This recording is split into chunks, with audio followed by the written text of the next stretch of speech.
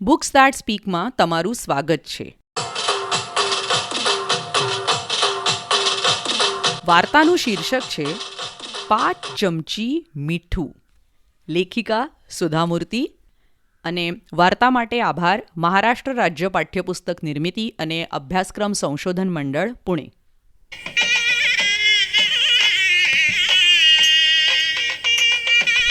રવિવારનો દિવસ હતો. બજાર ભરાવાની હતી. ઘર માટે જરૂરી ચીજો લાવવાની હતી. ઘરના 7 બાળકોને બજાર જોવા જવાની ઈચ્છા પણ હતી. તેથી દાદીએ દાદાને કહ્યું કે તમે છોકરાઓને લઈ જાઓ. દાદાને થયું કે આવી ભીડભાડવાળી જગ્યામાં હું એકલો બધા બાળકોને કેવી રીતે લઈ જાઉં. દાદીને પણ દાદાની વાત સાચી લાગી. તેથી તેમણે દામુને સાથે લઈ જવાનું સૂચન કર્યું. દાદાને તે સૂચન ગમી ગયું. તેથી દાદા તૈયાર થઈ ગયા. દામુએ બજારમાં ચાલીને જવા કહ્યું ત્યારે સખત તાપમાં 2 કિલોમીટર ચાલવાનું બાળકોને કંટાળાજનક લાગ્યું. તેથી દામુએ બાળકોને રસ્તામાં સરસ મજાની વાર્તા કહેવાની લાલચ આપી. વાર્તાનું નામ પડતા બાળકોનો ઉત્સાહ વધી ગયો અને બધા હોશે હોશે બજાર જોવા ચાલી નીકળ્યા. દામુએ વાર્તા કહેવાની શરૂઆત કરી. એક વખત ગીતાના દાદાએ તેને બૂમ પાડીને બોલાવી અને કહ્યું, સવારથી મારું માથું દુખે છે. તું મારા માટે દવા લઈ આવીશ? ગીતા દવા લેવા નીકળી ગઈ. રસ્તામાં મીઠાઈની દુકાન જોઈને તેને મીઠાઈ ખાવાનું મન થયું. ત્યાં જ તેની બેનપણી આવી. ગીતા ભૂલી ગઈ કે તે દવા લેવા નીકળી છે. બંને બેનપણીઓએ વાતોના તડાકા માર્યા. મીઠાઈ ખાધી. ત્યાં સાંજ પડી ગઈ અને ગીતા ઘરે આવી. પણ દાદાની દવા લીધા વગર જ. તેથી દાદાએ ગુસ્સે થઈને તેને કહ્યું કે ગીતા, તું ક્યારે મોટી થઈશ? ખરેખર ભૂલકણી ગીતા પોતે શા માટે બહાર ગઈ હતી તે જ ભૂલી ગઈ હતી. ખરેખર ગીતા એવી ને એવી જ ભૂલકણી રહી. પછી તે તાર પરથી કપડાં લેવાના હોય કે નાની બેનને નાસ્તાનો ડબ્બો આપવાનો હોય, તેણે ગરબડ કરેલી જ હોય. એક વખત તો ઇસ્ત્રી કરતાં તેના પિતાનું ખમીસ બાળી નાખ્યું હતું. એક વખત શાળાએથી ઘરે આવી તેણે મમ્મીને કહ્યું કે મારા વર્ગના બધા જ વિદ્યાર્થીઓ શિક્ષક સાથે પ્રવાસે જવાના છે, માટે તું અમારા બધા માટે સંભાર બનાવી આપજે. એટલે એની સ્કૂલની પિકનિક જવાની હતી.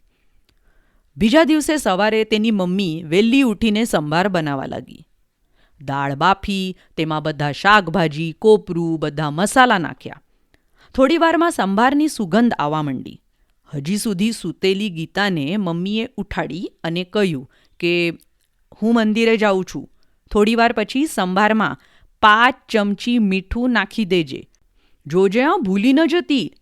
અને હવે ઉઠ ને જલ્દી તૈયાર થઈ જા. ગીતાની મમ્મી તો મંદિરે જવા નીકળી ગઈ. તેમણે ગીતાને 5 ચમચી મીઠું નાખવાનું કહ્યું હતું. તે ઓસરીમાં બેઠેલા ગીતાના દાદાએ, રસોડામાં કામ કરતા દાદીએ, નિશાળે જવા તૈયાર થતી બેને, દાંતણ કરતા તેના ભાઈએ, તેમજ કપડાને ઇસ્ત્રી કરતા તેના પિતાએ પણ સાંભળી હતી.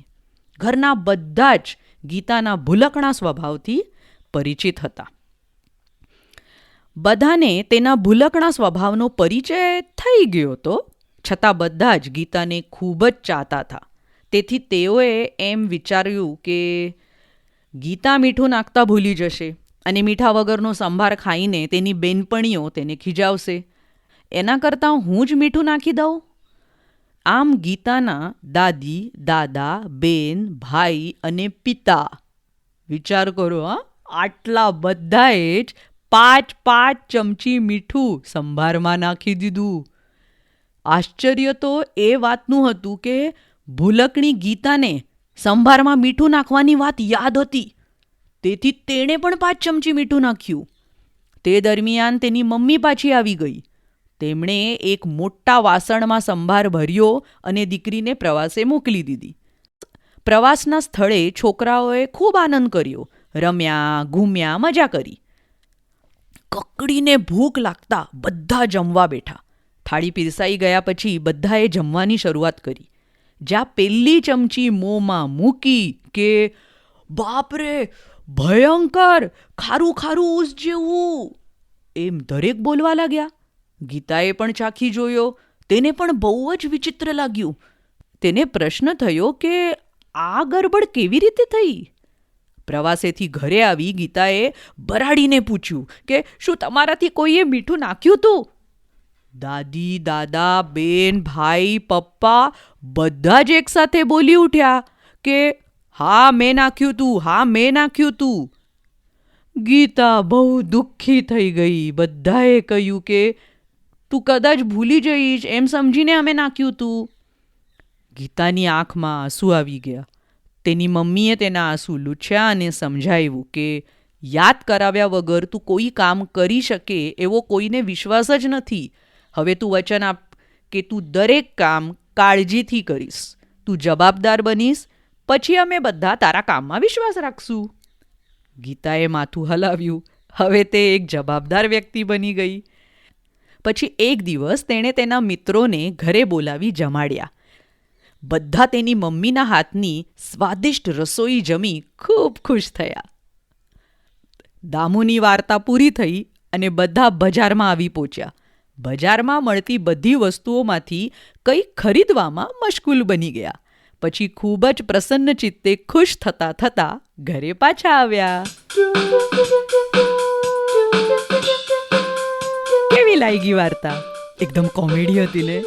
તો એવી અલગ અલગ વાર્તાઓ સાંભળવા માટે બુક્સ ધેટ સ્પીક ચેનલ પર જરૂર આવજો. યુટ્યુબ પર અને અલગ અલગ પોડકાસ્ટિંગ ચેનલ્સ પર. Website www.booksthatspeak.com. તો ચલો મળીએ પાછા. Bye bye.